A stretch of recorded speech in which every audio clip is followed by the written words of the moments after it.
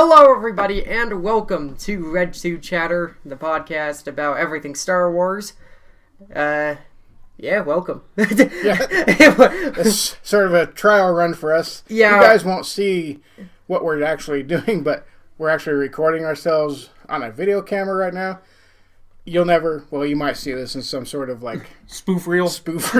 Maybe for our 50th episode special, you'll see this. Because it might get a little crazy, a little silly, perhaps. Yeah. So just be prepared for that, and but we do have a lot of stuff to talk about. Quite a bit. Some pretty good news came out this week. So, I forgot to.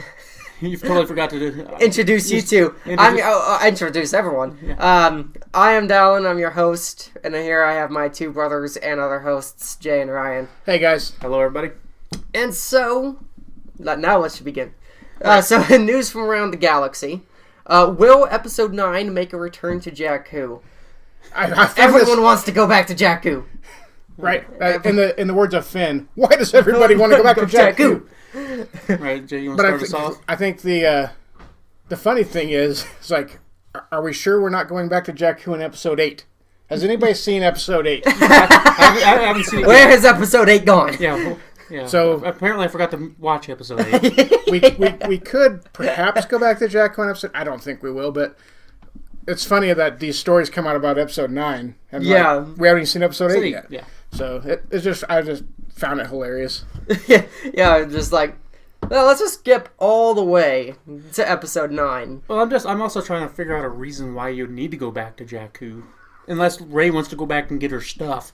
I mean, what's the point of going back to Jakku? Right, and there's not a lot there unless there's something significant that the First Order's after, or that Luke knows is on Jakku. Right. Maybe he left something with. Now I'm going into the theory of Luke is her father. Let me get out of that theory because I don't think that's what really is going to happen. Thank you. I know I stand alone on that theory, but I'm still sticking to it. But maybe he took Rey there and for her parents, and he left something with on her plot or something. I don't know. I don't know. I guess there could be a number of reasons to go back to Jakku, but there could be a number of reasons. Why would you ever go back to Jakku? In the words of Finn. Very true. So I don't know. It's weird to go back to just jump all the way to 9. 9, yes. I don't even want to speculate about 9 yet. I want to watch 8 first. It's fun to get. It's fun to know that there's talking about 9 and that's in they're proceeding along with their plans and stuff. They're moving ahead. Right. It's great to know those things, but give me Episode 8. Let's just enjoy Episode 8 for first. Right now. Yeah. Right. That's kind of like even the Han Solo stuff. I like to hear about it, but I'm not as pumped about it yet because it's still half a year away. Yeah. Or more. Yeah, 10 months. 10 months 9 away. months. 9 months away. I'm looking forward to the one that's coming up in December. Yeah. Right. Yeah. So the next one that we have is the Star Wars Galaxy ships and vehicles are iconic, but what inspired their design? So this is basically a interview with Dan Brooks, or not Dan Brooks, freaking Kevin Jenkins. Dan Brooks did the interview. Right. From StarWars.com. Jenkins, yeah. And he basically asks what is the inspiration for the Mandator or Mandator. I'm going with Mandator. Mandator, it's probably Mandator. 4 class Dreadnought and the ATM-6 or All-Terrain Mega Caliber 6. Or which is Atom 6. Atom 6. Yeah, as we're referring to it as Atom 6. ATM-6. Just remember you heard it here first. Yeah. So, I think they're he talked about the inspiration of the older movies, the original 3. That's where he got most of his inspiration. Right, and just sort of learning from those mistakes you made in the early movies and the early vehicles and improving on them. And that's, yeah. So, the Dreadnought or the Mandator is basically a Star Destroyer, but flattened down. And you notice that the control center is more flat and further out, so it's not as exposed. Yeah, it's not easy as so a target easy to hit. Yeah, as it was before. So I think that's some of the they learn from the mistakes of the Empire, the First Order has, and they're trying to update. War evolves. War evolves. Technology. And And you learn from your mistakes. Yep. So. And as they said, more guns. More guns. Like, they have apparently a huge gun on the bottom, looks like. I don't know what that is. Just have to wait and see. Yeah. I mean, I don't know why you would just put a gun only on the bottom. Yeah, big giant gun on the bottom. What good's that do if everybody's above you? Unless you're just attacking planets at that point. You know, yeah, if you're bombarding a planet, I can see where that would work well. Right. Because space is, this many dimensions. So. Yeah. And then we have the ATM-6, Atom 6. This is the new AT-ATs. So these are like gorillas. He said that his inspiration for these were gorillas that cannot be toppled. They can't be tripped. Yeah, because they have that more wider stance and just lower, just more massive. Right. A more massive build. Yeah. I wonder if it's going to slow them down. Not like AT-ATs were fast to begin with. No. They were slow. I wonder if it'll speed them up or slow them down. Yeah, I'm kind of interested to see if it's going to be quicker, like kind of crazy fast, like be able to go. Like they gallop across. Yeah, right. Sort of like an ape does. Yeah. That'd be scary. Hope not. Seeing that thing coming towards you at that speed. But I think the whole thing was they don't want it to be able to be taken down by a tow cable, Right. Great shot, Jensen. Yeah. Last thing they want to see is Jensen come in and freaking do a great shot on this, at 80 years old and freaking take down another one. Yeah. So, yeah, they don't want tow cables to take down these ones. I think that was the whole. But in my opinion, it looks like the neck area has been improved some from maybe the side and the top. And the top. Yeah. But if you can get underneath of it, it's still, which is difficult to do on an AT-AT. It's hard to get underneath of it. The clone troopers and Rebels managed to do it. Yeah. But it still looks like it has that soft spot on the underneath of the neck where you could sever the head and the whole thing would fall apart. Yeah, and I'm sure that the Resistance has upped the ante too as far as their weaponized. The weapons go for there's a huge turret on its back.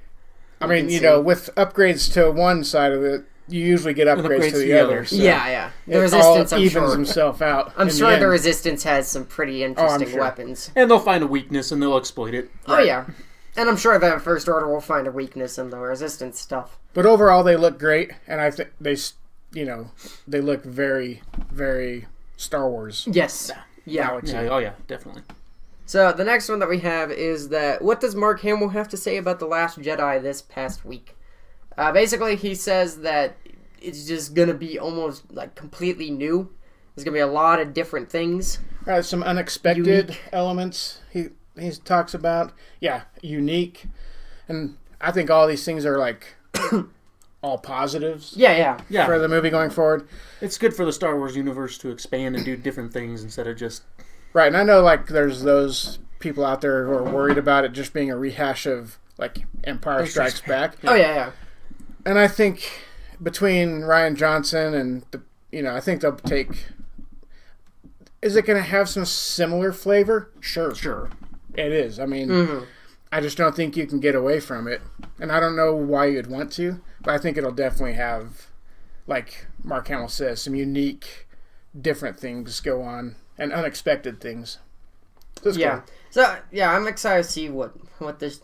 Like, they're really hyping up this movie. One of the unique things is Luke has become more of a pessimist. Yeah, more of a pessimist, less of an optimist. He's not talking about the Jedi Order and trying to bring back the Jedi. Now it's let the Jedi end. So, I mean, that's a whole total role reversal for Luke Skywalker. It's pretty interesting, especially contrast to Return of the Jedi when he says, "I am a Jedi like my father before me." And now he's saying, like, the Jedi need to end.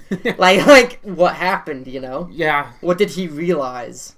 And I hope that's the kind of stuff we get in maybe comic books, and stuff like that to fill in that huge gap between Return of the Jedi and... Right.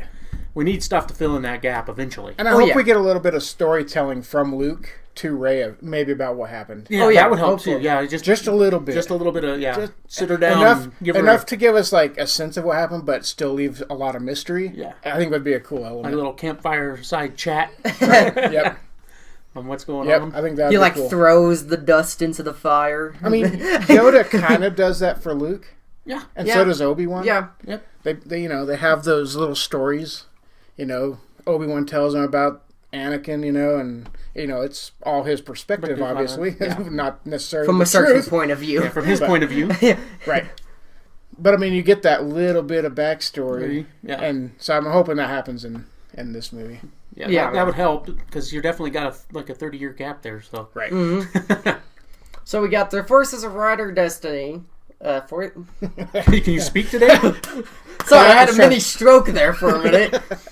Forces of Destiny Rider teases new episodes coming in October.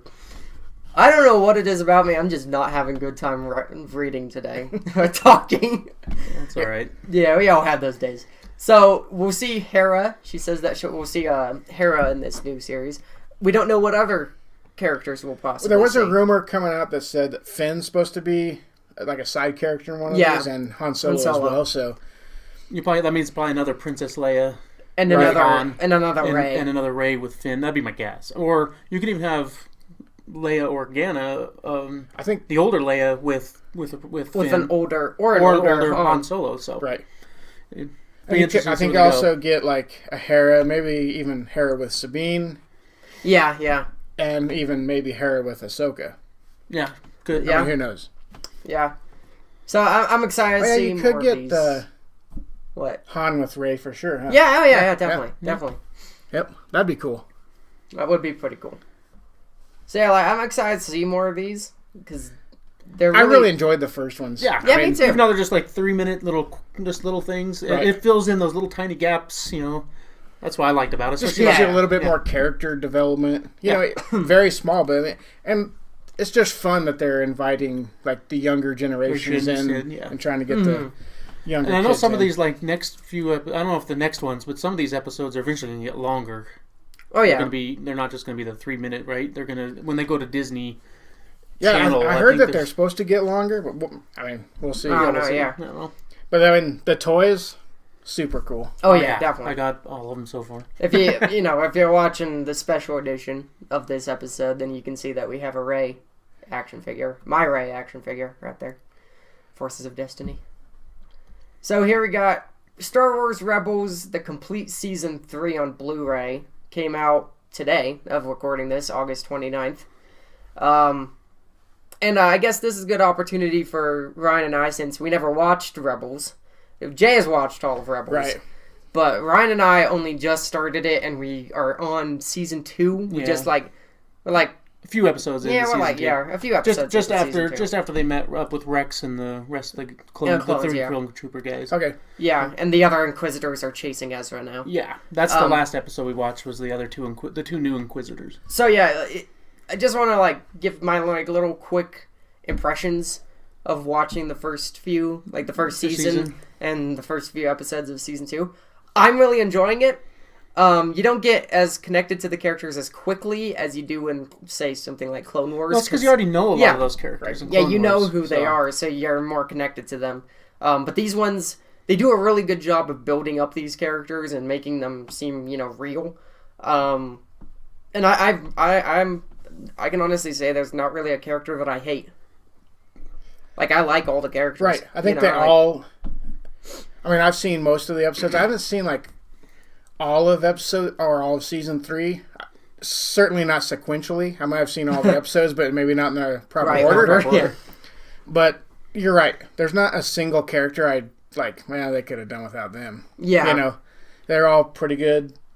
Yeah, Ezra's, characters. A bit annoying at first. Yeah, but the first then again, episodes. So is Luke at the very beginning of A New Hope. Right. So, Yeah, he's a teenager. Yeah, and that's kind of what you expect. And Anakin in the prequels is a bit annoying. Yeah. So, it's just that, I don't know if it's a Star Wars tradition or what, that the main character is kind of annoying at the beginning. I don't know if I call Ezra the main character. I think everybody in this, that's what's kind of unique about this one.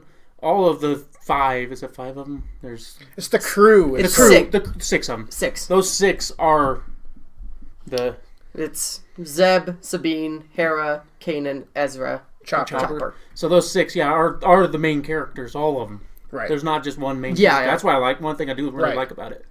And it's the crew is the main character. Also, I really like, for me, I love the aliens of Star Wars, and I'm so glad that it's not an all-human crew.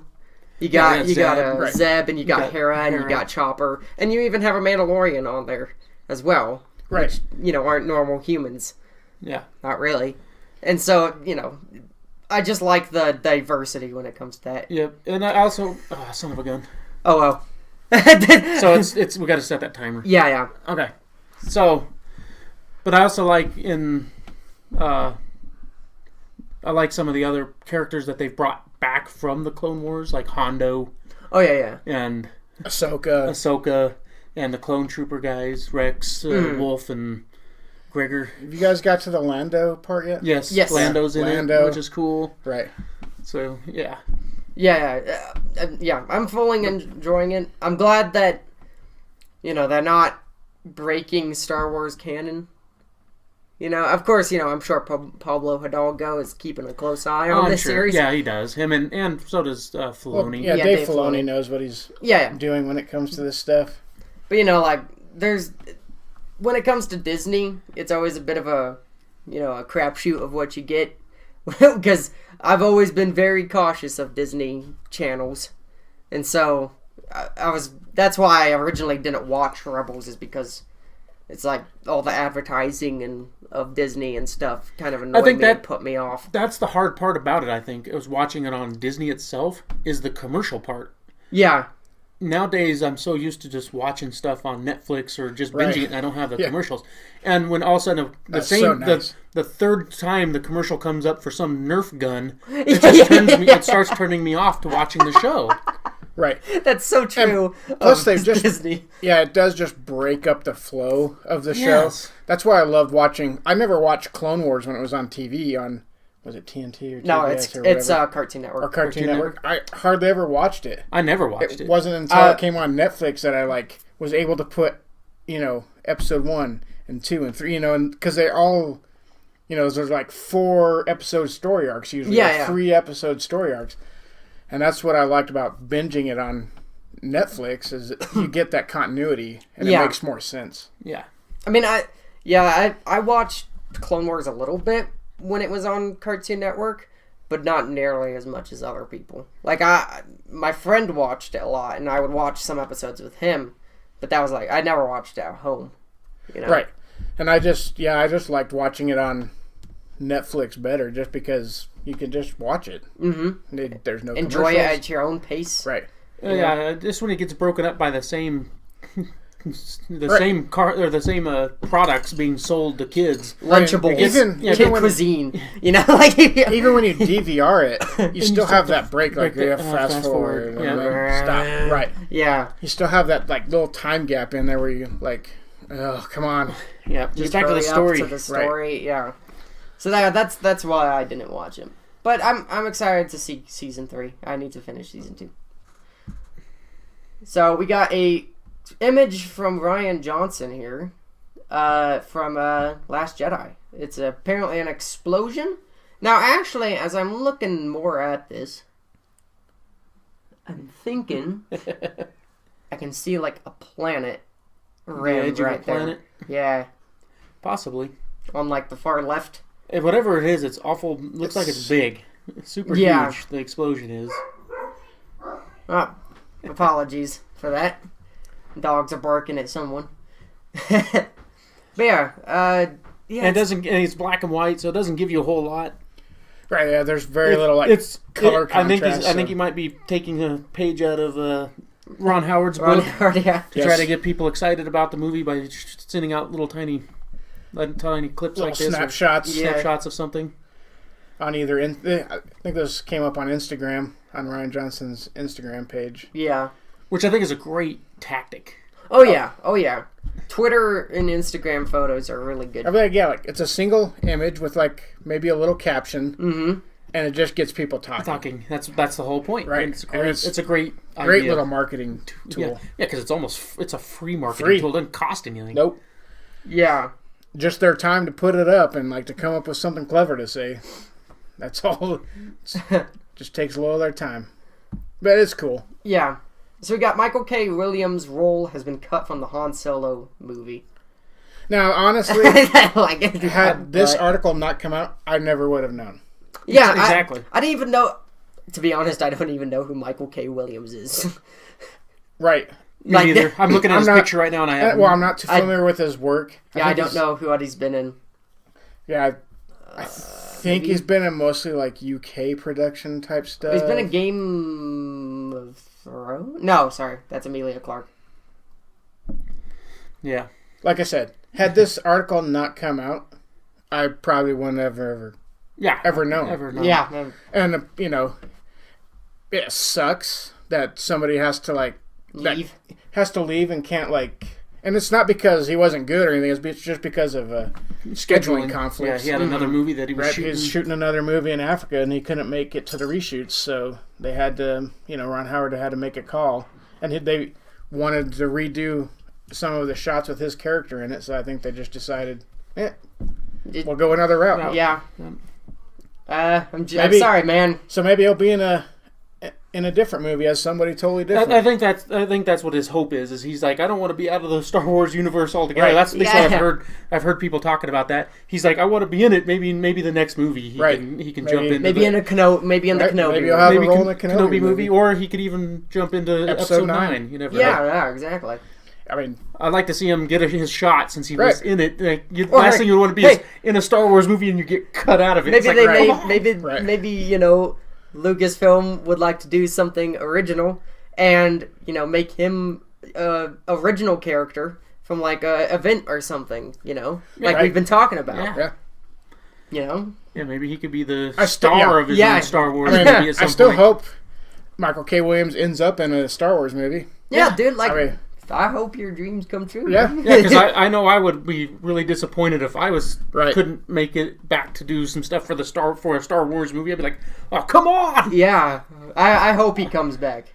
I don't know who you are, but I hope you do, because you have an amazing opportunity. On to Toshi Toy Station. Now you're making me want to say box. You ruined this. You fought box. Yeah, but then you kept it on the station. You kept it box for a long time, and now I put it at the station. Whatever. So Lego's biggest playset is a mystery Star Wars one. Yeah, this is set to be over 7,000 pieces, I think. Whew. Scroll up a little. 7,541 pieces. Where the largest before that was the Taj Mahal at 6,000 and some. No, 5,922 pieces. Yeah, just under 6,000. So this is a giant jump in pieces. Now size, that how you big never is know. The box gonna be? Well, it could be little tiny pieces though. There's a lot of small pieces that go on there, so it's not. Yeah, it could be tiny detail pieces. Yeah. So, what are you guys? I'm thinking it's going to be that Dreadnought. The new Dreadnought ship? That's my best guess. Because that looks, when you look at that picture of that thing looks pretty intricate. It's a lot of small pieces. Yeah. And it's big. But the two colors are what? Well, I don't know if that's it. I think that's just a little image they threw up. Yeah. Yeah. I think that's maybe that's how many. Just to show maybe that's how many 7,000 looks like. Do you think they individually counted those pieces? I think it's just to give you a little visual of this is what 7,000 pieces could look like. Yeah, that's a lot. The box is still going to be big. Make your own sandbox with that. And how much is it going to be? $300-$400. It's going to be expensive. Legos are expensive. I bet it's $400. Many feet will be torn up. Yeah, I mean Legos are expensive anyway, so don't leave this out on the floor. You don't want to step on those. Yeah. With your bare feet. Walking on shattered glass. So we got a little thing for Force Friday, which is this coming Friday. Yep. Leia Organa delivers a message. So it's just it's like a little decoded message. Yeah, it's not her voice or anything. It's just a little decoded message. So she says. It goes through. And we can play it for you. Yeah, we'll play it for you. But it's a coded transmission or whatever. The Battle of Starkiller Base has been run, but the war rages on. And then she says, all squadrons are to report immediately and await further instructions. The fate of the Resistance and the galaxy is in your hands. And that's it. That's the end of transmission. So, it's pretty cool. I think it's just a little promo thing to help, Force Friday along. Yeah. Get you out there to buy the toys. And it's also for, The Last Jedi as well, Has tie-ins to both events. So we have Star Wars comic will fill the gaps between A New Hope and Empire Strikes Back. Well, it already is. Right now, if you've been reading the Marvel, yeah, the Marvel comic, the Star Wars Marvel comic, you know that it has been taking place almost right after A New Hope. The events of A New Hope is where it kind of takes off. But now they're starting to get into the territory that's sort of tying in, sort of the beginning of Empire Strikes Back, like why they decide to go to Hoth for the, to set up base. I think they're going to start filling in those gaps that are going to more, instead of tie back to A New Hope, they'll tie forward to Empire Strikes Back. That makes sense. As I say, they've already been filling in that gap. Right. This isn't new news, but I guess it is that they're kind of transitioning away from the New Hope and into how they got into Empire Strikes Back. Yes. And they're talking about how Han Solo has been in the position of authority at some point because Leia's line to him that says, saying that he's a born leader of men. So he has actually, he's been leading men. He's called Han Solo, being a key word. Who knows what missions he went on. We've seen some of them, but who knows what other ones. Yeah. Well, they ran into a bounty hunter on Ord Mantell, so. Right. Maybe that'll show up in the comic book. I hope so. I want to know who bounty hunter it was. Right. Maybe they can bring back Imbo. Or maybe it'd be just somebody brand new. Somebody brand new, yeah. Yep. Somebody you've never seen before. Completely unique thing. And then tied into this, Luke, Leia, and more characters will react to Rogue One events in Marvel's Star Wars comics. So basically, it will be talking about how Luke will finally discover everything that has basically allowed him to get into the position to destroy the Death Star, and what actually gave him the chance to be a hero. And I think that it's gonna hit him hard, basically. That there's a lot of people that lost their lives to get him to get Princess Leia the information on the Death Star that he used. Well, him and the rebels used to destroy it. Yeah. Right, like the sacrifices of Jyn Erso and Cassian, K2SO. Yep, Bodhi Rook. Yeah, and all the other guys that were there. Yeah, Chirrut and Chirrut. I was gonna say Chirrut. It's Chirrut. Chirrut and Baze. Chirrut and Baze. So yeah, I'm excited to see that, how he reacts to it all. Right. Sort of how he processes that information that he gets. I love that picture of him. I'll show the picture on the video. I love that picture of him. It just makes him look like awesome. The comic books are really good. If you haven't read them, if you haven't been reading those, especially the Star Wars one and the Vader one. I mean, you can probably wait until they're all finished with it, and then you just go out and buy the big combo book that they come out with. What are those called? The trades. The trades. The trade paperbacks. Yeah, and just pick that up and wait until it's done. Because it's kind of, sometimes it's hard to go out there and find all these, especially now, some of the earlier ones are hard to find. So yeah, you might be better off to go ahead and try to just wait till it comes out in the trades. Yeah. So we got Anakin gets his own, 1/6 scale treatment from Sideshow. This one looks really good. It does. The pre-production photos that they have. I love the pose that they show of him. I mean, it just looks like Anakin. And it's definitely, this is Anakin in, looks like Revenge of the Sith. Yeah, he's got the black glove over the hand, so. Yep, looks like Revenge of the Sith era. And he also looks like he's a little bit angry in his picture. His face. The Full Metal Jacket look through the eyebrows. He does that a lot. But. I mean, if I were to get this figure, and God, I'm contemplating it, I hope it comes with multiple head sculpts. So you can put different ones on it? Yeah, so you can do like the more mean, angry looking Maybe Anakin. With the yellow, orangish eyes that he gets. Yeah. That'd be pretty cool. Yeah. I'm contemplating it because, I mean, for all the crap Hayden Christensen got, I still like the character of Anakin. Oh, yeah. The Anakin character's awesome. And really, it's because of the Clone Wars cartoon. Like I said, his acting in the third one is really good. Like I think it's much better. Yeah, I think that his acting in the third one is probably his unless best. He's talking to Padme.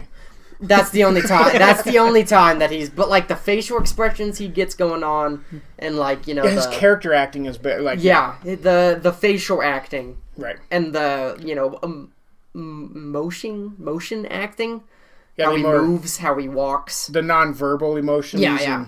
It definitely shows its way through. Like, I mean, one part that I thought wasn't cringy in the third movie at all was when Padme tells him that she's pregnant, and you see like all the range of emotions that he goes through on his face. Right. You see like happiness, confusion, slight anger, like what are we gonna do? Like, and then back to happy again.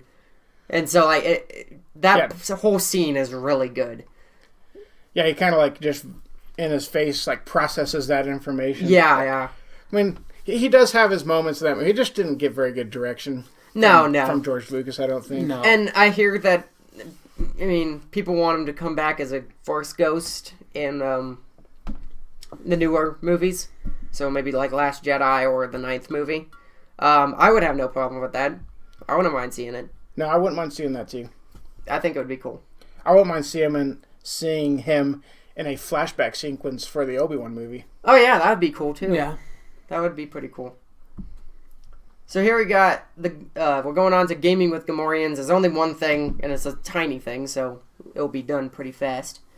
The galaxy needs you. Announcing Star Wars Rise to Power mobile game. This is basically a strategic game. I'm guessing it's going to be kind of like Rise of Empires, where it has like an online type of feel to it, where you can like go and invade other people's kingdoms, in quotation marks. Yeah, bases or whatever.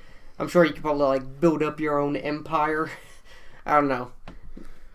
Yeah, I mean I think it's just gonna be a strategy, like your mobile, phone-based strategy games. Typical mobile, phone-based strategy game. Any of those games, like any of the ones that are like medieval, building your castle, but this will be Star Wars, building your. And it'd be cool if they let you build different types of bases. Like maybe, I want a Tatooine-looking base, or I want a.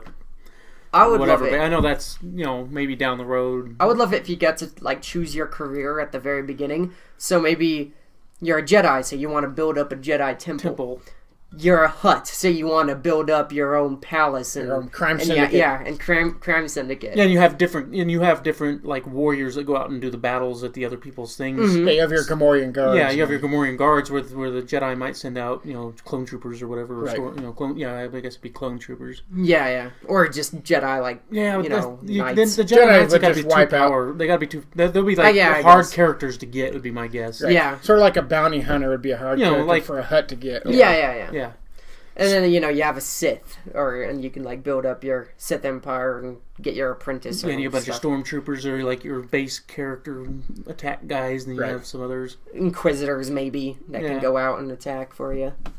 So yeah, it'd be interesting. Yeah, be a nice little like time killer while you're sitting around the airport or yeah, or nothing to do with a con or something. I don't know.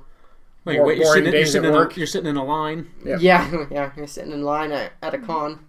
So that is all we have. We have plenty of time to continue on. So you guys want to do our Return of the Jedi? Well, before we do that, Ryan and I both got our IG-88s this week. Oh, yes, that's right. Never mind. Sideshow Collectibles. I completely skipped over that. I'm so sorry. So I will just do a little quick review on sort of your impressions, my impressions of the figure. Then go ahead and go first. So my first impression was freaking awesome. Looks cool. It's IG-88, the Tin Man, and I opened him up, and his legs are articulating his feet and everything. One of the only issues I have with him was his ability to hold his gun on my large gun. The smaller gun, not as big of an issue. The big gun, more of an issue. The hand doesn't quite stay closed or clamped tight enough for it to stay in there. I mean, if you put it in different positions, it does. But if you try to put it where it's straight down, pointing to the ground, like he's just standing there, at attention, or like he would have been in Empire Strikes Back. He's just kind of standing there, and he has his. I think he might have his gun on his back in that, but where you could pose him where he just has his gun pointing down. That hand doesn't quite grip tight enough, and it keeps slipping out. But I noticed if I have it where he's pointing it out, it works fine.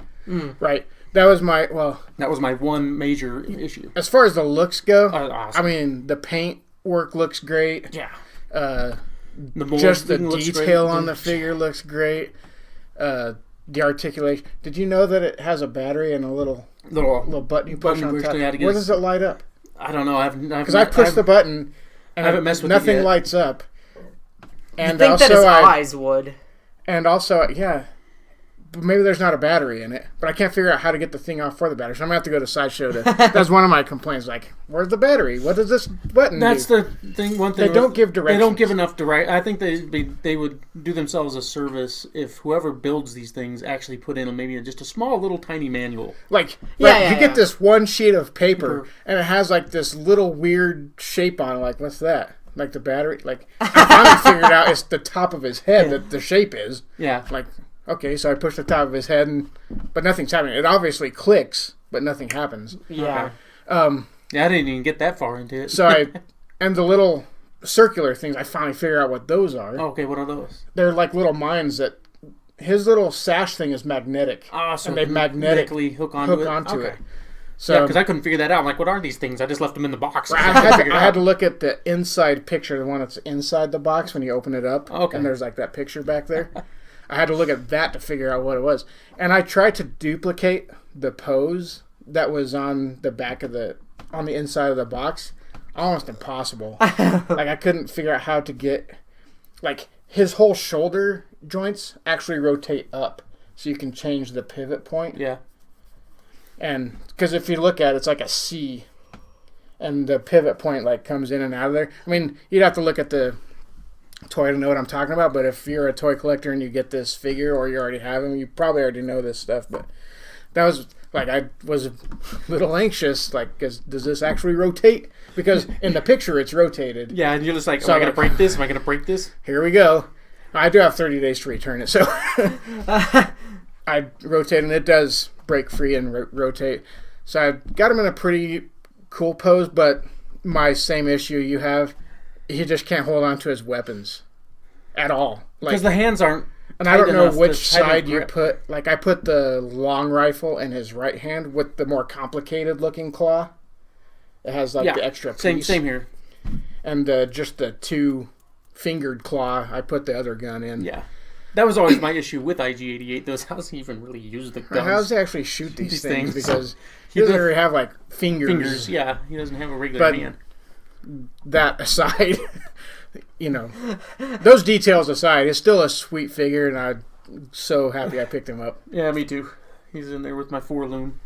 Yep, I got him in with 4-loom and Boba Fett. Yeah, I haven't got a Boba Fett yet. One of these days I'll pick one up. The nice thing about Sideshow is they always have Boba Fetts coming out. 6-scale Boba Fetts. Boba Fetts are easy to come by. It's the other ones that are not. It's these ones, that they make limited runs of. Yep. There's always a new Boba Fett coming. Yeah. Anyway, figure's awesome. Mm-hmm. Yeah. And I'm looking forward to Boss coming hopefully next month. Hopefully next month Boss will be here yet. So I can continue my bounty hunter collection. Yep. Unfortunately, the Aura Singh is no longer... I think they made an Aura Singh and it's discontinued. And I can't get that. They could bring it back because they brought back Boss and IGA. I mean, there are some disgruntled collectors out there that they brought those 2 back. Yeah, because it makes theirs less rare. Right. Which I understand that too. I get it. As a collector, I understand. But to me, it was like great because I didn't even know about them back then. Right. It gave me an opportunity to own one at a decent price instead of paying like $400 or $500 Double. for one that somebody had already owned. Yeah. Yep. All right, so now we can move on to extra chatter, and if you guys want to do the Return of the Jedi, you guys just recently watched it, so yeah, we can. Pretty fresh in your minds. It's been a while since I've seen it, but still one of my favorite movies. So it's my favorite movie out of the original trilogy. You start then, now. Okay.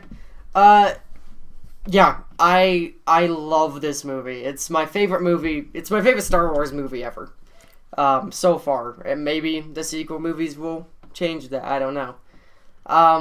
So the reason why I just absolutely love this movie is because of Luke's character arc throughout this movie is one of the best character arcs I've ever seen in anything. Just where, he's just not the same kid from New Hope. Completely different. Like, it's just, this war has kind of changed him.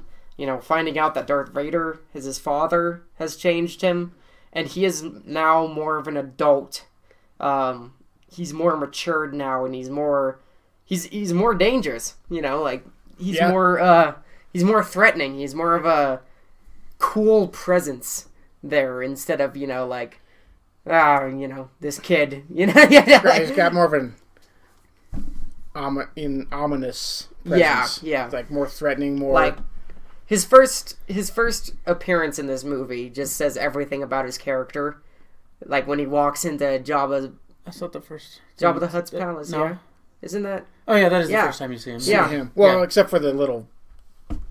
Yeah, the little recording of him. That's the first time you see him. But you're right, yeah, because just his confidence when he walks in. When he walks in, he chokes out both of the Gamorrean guards, and then he just walks in and he tells Bib Fortuna, "Take me to Jabba now. I will take you to Jabba now." Mind tricks him right away. Yeah, he's starting to use the Force more. Yeah, and he's not afraid when he goes up to Jabba the Hutt. Nope. He walks right up to him and he's like, "You're gonna let Han go." Like, right. You're gonna release Han and the Wookiee to me. You're gonna return. Yep. And then the whole fight with the Rancor. Yeah, he doesn't panic. It's just awesome. And even, you know what? Even with the added stuff in Jabba the Hutt's palace, the whole musical number. Yeah. Oh boy. Didn't need to be there. It didn't need to be there. That takes this movie from what would have been a 5 for me down to a lower number. So I'll discuss. It's a 5 if it's the original theatrical release. But 5. For me, that's the reason why skip buttons were invented. So whenever I watch this movie, I just like fast forward. Yeah, I watched it, but and then you have the whole part where they're on the little skiff, Jabba the Hutt skiff. Yeah. Sail barge. His is a sail barge. The skiff's the little guys that run around outside of it. Sail barge. And just that whole scene with the freaking tentacle monster. Sarlacc. The pit of Sarlacc. Yeah. The pit of Carcoon. It's actually Sarlacc. Yeah, the Sarlacc pit is just awesome. Just like there's a lot of cool stuff that happens in this movie, and there's a lot of emotional. Yeah, I have a little problem with the redoing of the Sarlacc pit. I liked it the way it was before. It was fine the way it was. What was the way it was before? There wasn't the big mouth thing trying to grab people. The big mouth that came out of the top. It was just a pit with a mouth. The mouth was the pit. Yeah, with the teeth all around it. They just didn't need to add that. Yeah, they didn't need the little shop of horrors. Yes, yeah. Clamped in there. Yeah, Rick Moranis. I was waiting for Rick Moranis to come out and feed me, Seymour! I'm hungry! Yeah, and that... it was just unnecessary. They didn't need to change it. It was, absolutely unnecessary. But after that, you go to Dagobah, right? Pretty sure. After that? From... Well, we get a split. You get a split off, so yeah. The next thing is you have Luke go to Dagobah. Then you have the final moments with Yoda. Yep. Which are just really emotional. It's like, because you've been especially if you watch the prequels and Clone Wars and everything like that, especially the lost episodes of Clone Wars, that death just hits you a lot harder. Yep. Because you've been with Yoda for so long, and also Rebels. I know that he pops up in Rebels. I mean, we hear his voice in the Jedi Temple that Ezra goes into. Yeah. So yeah. There's. And then I know people have problems with the Ewoks, but I love them. I like the Ewoks. I like the Ewoks. I don't have a problem with them. I like the Ewoks because they don't pose a threat until they pose a threat. Yeah. The Emperor just overlooks them completely. They're just little savages down there. Yeah. Trying to eat humans and whatever they can catch in their nets. Yeah. So. And I like the Ewoks. I think they're cool. I think they're like an interesting. They have an interesting like culture and like thought process, and they have like their own religion apparently, and they worship C-3PO. Right, and they just goes to that whole thing like never underestimate somebody by their size. Yeah. Or what you think they're is a seemingly lack of intelligence. Right, lack of intelligence and all this. Yeah, and just that final fight scene between Darth Vader and Luke at the very end. Oh, that's probably my favorite lightsaber. That's my favorite scene of the entire movie, for me. The fight between Luke and their conversation back and forth, and also that whole part with Darth Sidious talking to Luke and trying to goat him into coming to his side, and all these just threats that he's throwing at Luke, and then at the very end when he just throws down his lightsaber, I'll never go to the dark side, and just the pissed off look on the Emperor's face because he thought for sure, I got this kid. Mm-hmm. He can't resist me. He'll never resist me. And he just does it, and it's just, it just makes him angry. Yeah. But Luke doesn't care. Yeah. And it's just my favorite scene by far in any Star Wars is the whole fight scene in the Emperor. That and when Luke is talking to his father for one last time. Yeah, when he's on the... Basically from the time that Luke hands over, turns himself in to Vader. And they're in that little, passageway. Elevator, yeah. Well, they're just in that little passageway. It's like, I see you constructed a new lightsaber. Yeah. The Emperor, or you're truly powerful as the Emperor for seeing. All that, that whole conversation from that point until he drags Vader onto the shuttle. My favorite part of the movie. Oh yeah, by far. Even the whole fight for Endor in between those parts is great. Great. Right. The whole Han and Leia stuff is really good in this movie. They're oh yeah, you can definitely see their relationship finally comes to a point. Yes. Yeah. And just the whole part with finding out that Leia is Luke's sister. Yeah, Han's is total confusion on his face. Wait a minute. He's like, you love him, right? She's like, of course I do. And then it's like, oh, okay, I'll step aside when he, she's like, it's like, no. I won't get in the way. Yeah, I won't get in the way. And she's like, no, it's not that. He's my brother. He's like, what? What? Wait a minute. And then he eventually smiles. And he's like, oh, okay. Yeah. Wow. Who would have guessed? Yeah. Didn't see that coming, yeah. Yeah, so. Yeah, I love, this is my third out of the original favorite of the three, my third favorite. But I love like you guys, the Darth Vader stuff and the Luke stuff is the best scenes in the movie. Oh yeah. But all the stuff on Tatooine, love it. Mm-hmm. Not the stuff that added, but the original yes. content. Loved every bit of that. I loved when C-3PO was like, "You're playing the wrong message," because he just gave away his two droids as a gift. Yeah. And I love Princess Leia coming in as Bausch, and just she stands up to what's his name too. She's our thermal detonator. She threatens him, and he just takes it. And right. And Jabba the Hutt is even awesome. Even old Boba Fett kind of gives her a nod, like, "Good job." Yeah, like I respect you, like that. Yeah, and got some guts, kid. And then, the whole skiff scene and the fight scene out there. Luke, trust me, stick close to Chewie and Lando. Choking out. I've got everything. Yeah, and Jabba the Hutt. Most people, everybody always if you ask that trivia question, I asked it at work not too long ago. Who killed Jabba the Hutt? And they're like, oh well, when the sail barge blew up. I'm like, no, Luke didn't kill him before that. Luke pushes down on the thing and shoots the blast into the sail barge. But Luke doesn't kill Jabba the Hutt. Nope. Princess Leia kills Jabba the Hutt. Most people totally forget about that part. But she's like, they remember her in the slave outfit, but they don't remember her actually killing Jabba the Hutt. They were too distracted. Yeah, right. Yeah, Princess Leia killed the unkillable. Yeah, it wasn't Luke with the blaster. Right. He killed the most. She killed the most menacing thing on Tatooine. Yep. Yeah. So that's. I just love all of that. Tatooine stuff is just great, and then even I just like all the characters, the different species that are in Jabba's palace. Yep. That's one point where I kind of didn't mind them adding a few things here and there. Yeah. It's a little bit. I mean, I can tell where the stuff is, like when the Doug comes walking down the stairs. Right. The Doug didn't used to be there. No. So I can tell that. And I can tell some of the guys in the back, the background when they expanded the background. I can tell that that's all redone, and it drives me a little bit nuts. But, this time I noticed Dengar I think it's Dengar. I have to watch it and again. He's standing there when they're taking Luke away. Yeah. Luke and Han away.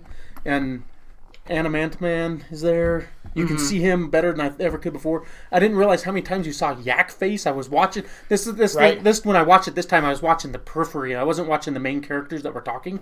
I was watching the side, the background stuff. Yeah, it's amazing how many different characters and different things were in there. And the freaking Jawas are everywhere. Oh yeah, they're everywhere. So I love that. I love the fight in Endor. I love Ewoks. So the Ewoks, oh, well, a lot of people always have problems with, the Ewoks don't topple the Empire. They didn't topple the Empire.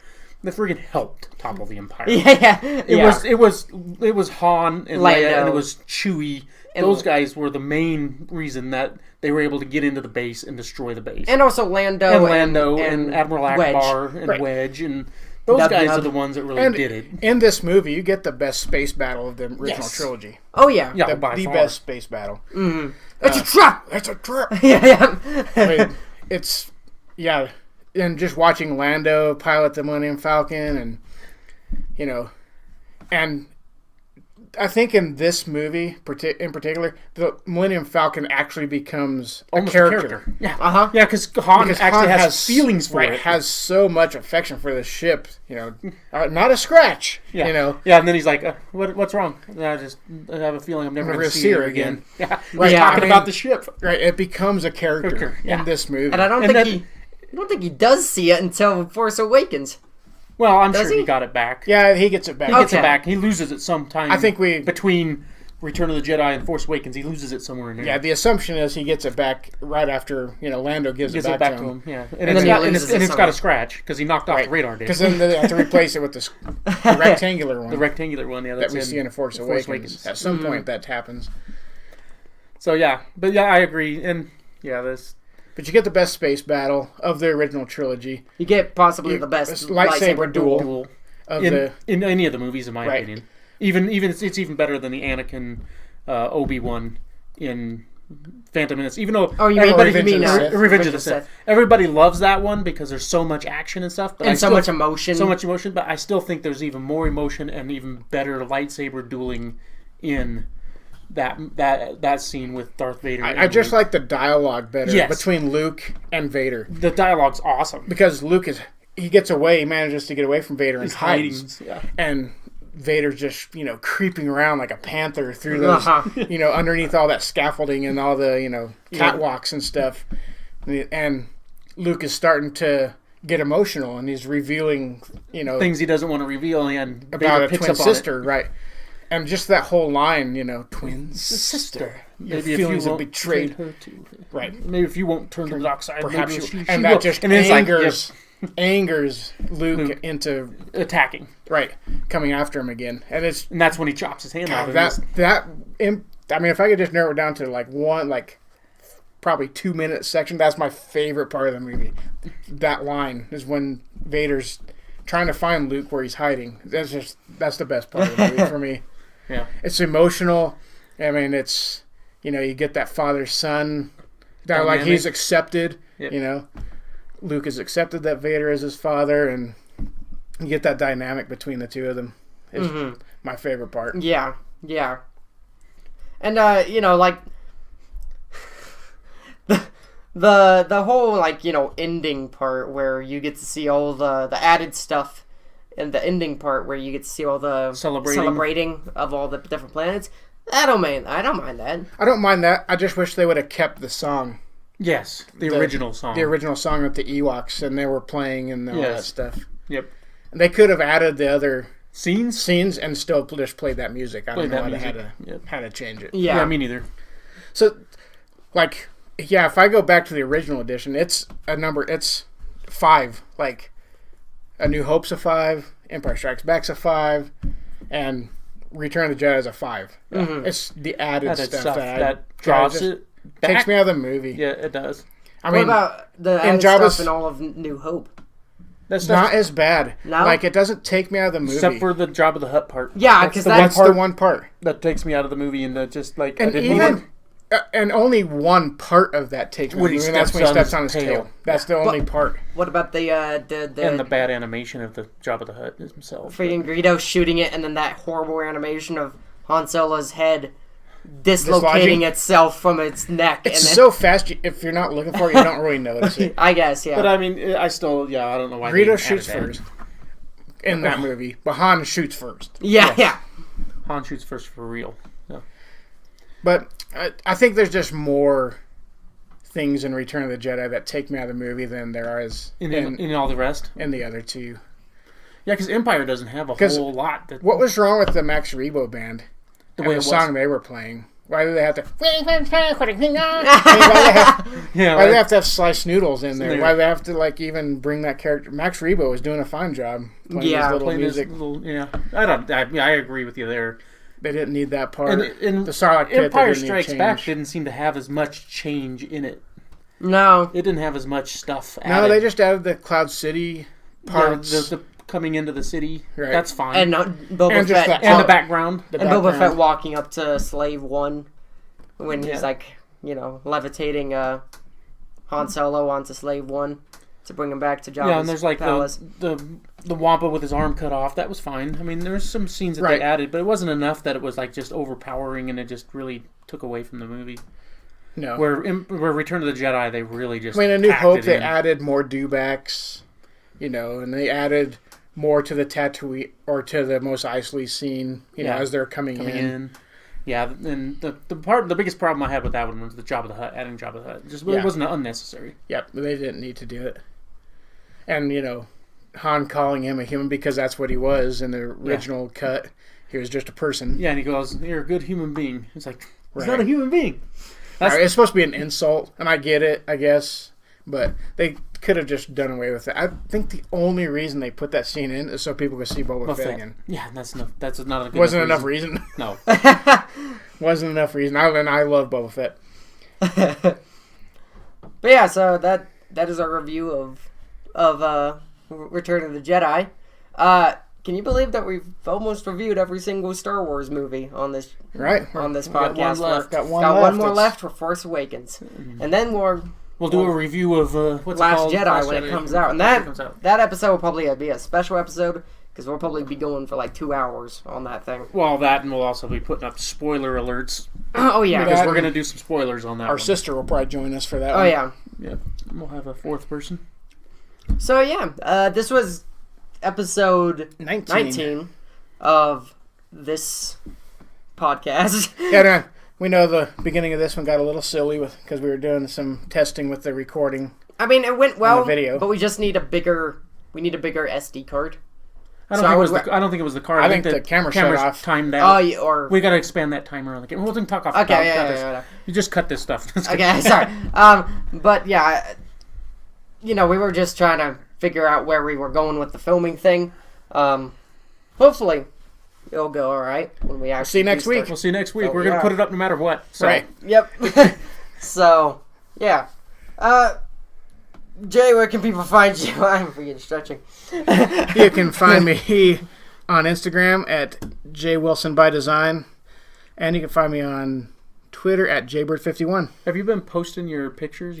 I've been posting my drawings. I do some digital paintings I've been working on, and they do get posted to my Instagram page. Oh, cool. They're really good. Yeah, check them out.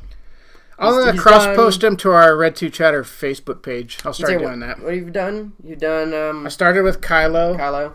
I did Darth Maul, Vader, General Grievous. And now Nihilus. Nihilus. Which, if you're not a big Star Wars fan, you probably don't know who that is. Yeah, Nihilus is a Legends character. But Ryan thinks he's stupid, but I think that he's really cool. He looks cool because he looks great. I don't hardly know anything about him. I don't like the ability to freaking drain a whole planet of the Force is dumb. Sorry. Is it? Basically, he does it to keep himself alive. That's. We'll get into Legends some other time. I'll tell you all about. That might be a good topic for next week's. Yeah, Legends. I could give you the whole Darth Treya thing. That'd be pretty interesting. Where can they find you, Down? You can find me also here on YouTube. Down in the description below, there's my YouTube channel. I do gaming stuff, and right now I'm trying to... I've been uploading and I've been recording a lot more recently. Having a lot of fun with it. I'm trying to get a new game to do, and it was supposed to come in today, but it didn't, and I'm mad about that, so hopefully it'll come in tomorrow. But yeah, please go check that out. And yeah, we'll see you all next time. For real. See you. Yes, see you all you'll next see time. us. You'll see us. Later. Later. I don't know how we could look through a camera. Later.